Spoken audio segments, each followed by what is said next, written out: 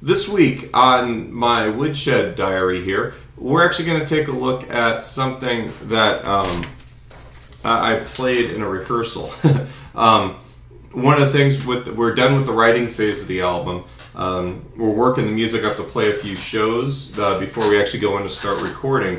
And part of that is I've recorded all of the songs at least once with my trusty iPhone as voice memos, which sounds super awesome, as you can imagine. But I'm also transcribing the bits and pieces that I really like and I want to retain. Sometimes when you improvise stuff, it just kind of goes by and you don't think about it. But then if you listen back, suddenly go, wait, I really like that idea. I'd like to try and make sure it stays in my vocabulary. So I've been just kind of charting everything out. Partially so that I actually have a set of charts for the album for when we go to record, and then partially because I'm trying to transcribe as much of the stuff that I like, and I'm kind of half and half on the stuff I've played on the rehearsals. But anyway, so it's kind of my take on an Albert King kind of thing. The song you'll hear on the backing, or not on the backing track, but on the little snippet of the solo that I'm going to put up. It's kind of a Latin feel. It's a 12-bar blues with a straight eighth note. It's not a shuffle or anything like that. Maybe more similar to Crosscut Saw than anything else. And maybe I'll put a clip of that up, a video, so you can kind of hear what that sounds like. The song isn't exactly like that, but it's close enough to get the idea.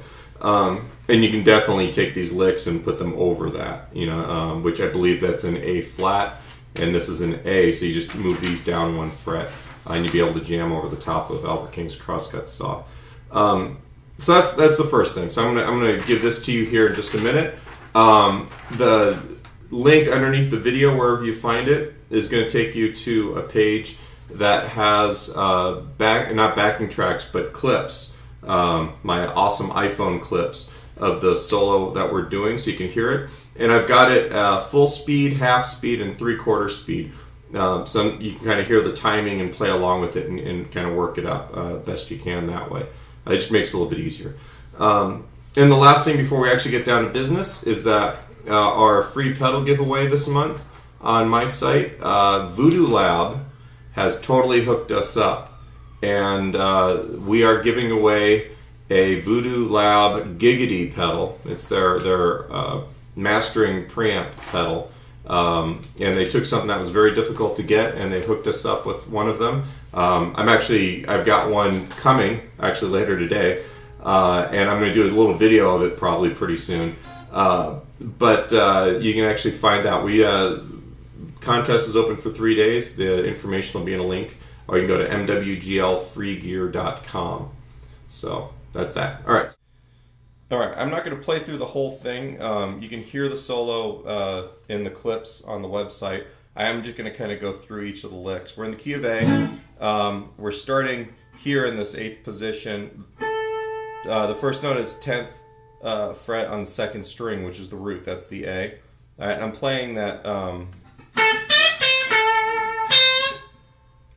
I'm going 10 on the 2nd string, and then I'm immediately bending 10 on the 1st string. And then without releasing it, 8 on the 1st string, and then back to 10 on the 2nd, and just ending it with a little tweak on 8 on the 1st string. Alright. I'm kind of digging in with the pick too. Really trying to get a little kind of a stinging kind of sound out of this. Alright, now the next part of the phrase, which is going to be in that same part of the fretboard. 10 on the 2nd string, and on the 1st string we go 8, 10, and then this is a big slur. You go 10, 11, 10, 8, just with one pick stroke. All hammer and pull, and then we're going to play 10 and 8 again on that string, and then 10 and 8 on the 2nd string. So you got. So that's the first half of this 4-bar section of the 12-bar blues. Now comes the part that repeats a whole bunch, and I didn't really realize I did this until I listened back. Now here's the deal with this part, is that the first lick is hybrid picked. You're going to have your first finger kind of barred on the 5th fret, first string and to the 3rd string. And your 3rd finger is going to be on the 7th fret on the 3rd string. And I'm going to play that 3rd string with the pick and the 1st string with my ring finger. So I'm going to play them both. And it just kind of goes by real quick. Kind of like Stevie Ray Vaughan on what's that song? Cold Shot. He does, it's kind of an organ kind of deal. Here though, it just happens that once. Right? And we've got, remember up here, we did that whole phrase. Same thing an octave below. So you're going to have that 7th fret on with the 3rd finger. You're going to hammer on, or 8, 7, 5. Those are all pull-offs. And then 7 on the 4th string. And then 7, 5, 7. Okay, 7 and 5 on the 3rd string, 7 on the 4th string.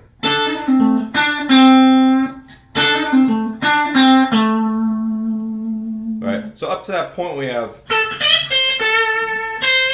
4, 1.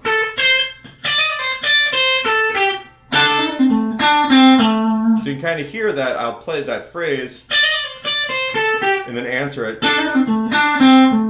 down there an octave lower. You kind of get a vibe that there's a call and a response. All right. Now the next phrase. All right. Total Albert King ripoff right there. 10th fret on the 1st string. I'm picking it once, bending it up a whole step, and then back down. 8th fret on that 1st string. 10 on the 2nd string. 8 on the 1st string. This next part, you notice that I go from 8 with the 1st finger, and then I put my 3rd finger on the 8th fret on that 1st string to do that bend, and then to reach down here for the A, the 5th fret. All right, the positioning just works better to get the sound that way. I kind of unconsciously do that. And then, guess what?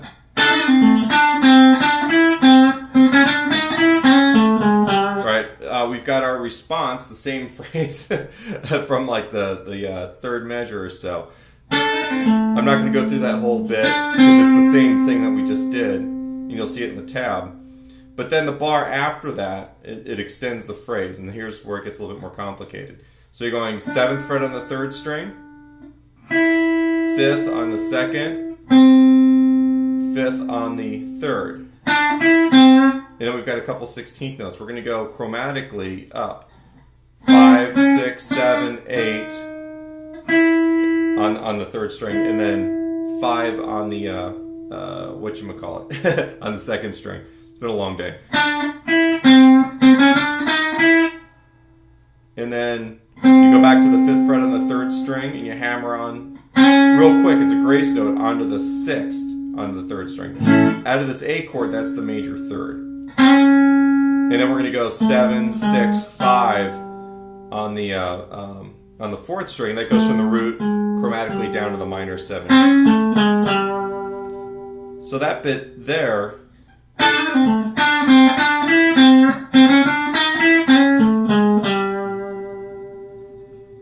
All right.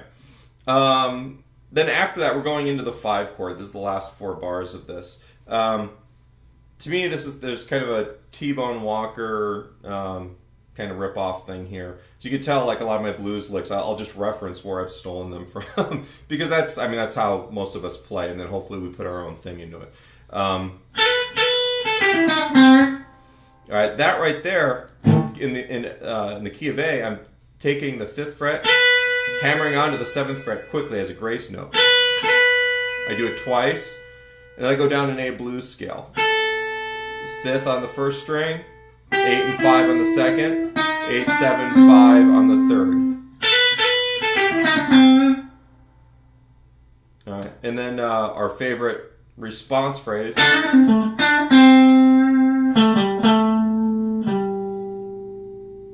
And and I'm not going to go over that because that's like the third time that we do that. But then we go down an octave to answer it one more phrase down. You'll see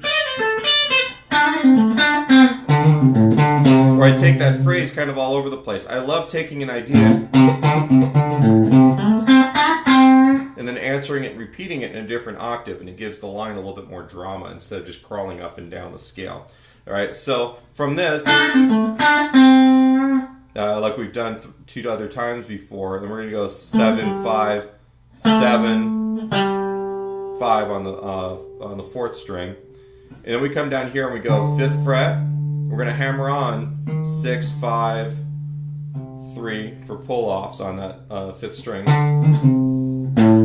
5th fret on the 6th string, 5 and 3 on the 5th string, and then 5 to end the whole thing up.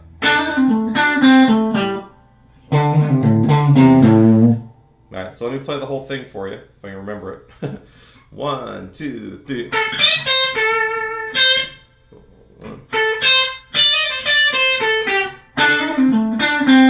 2, 3.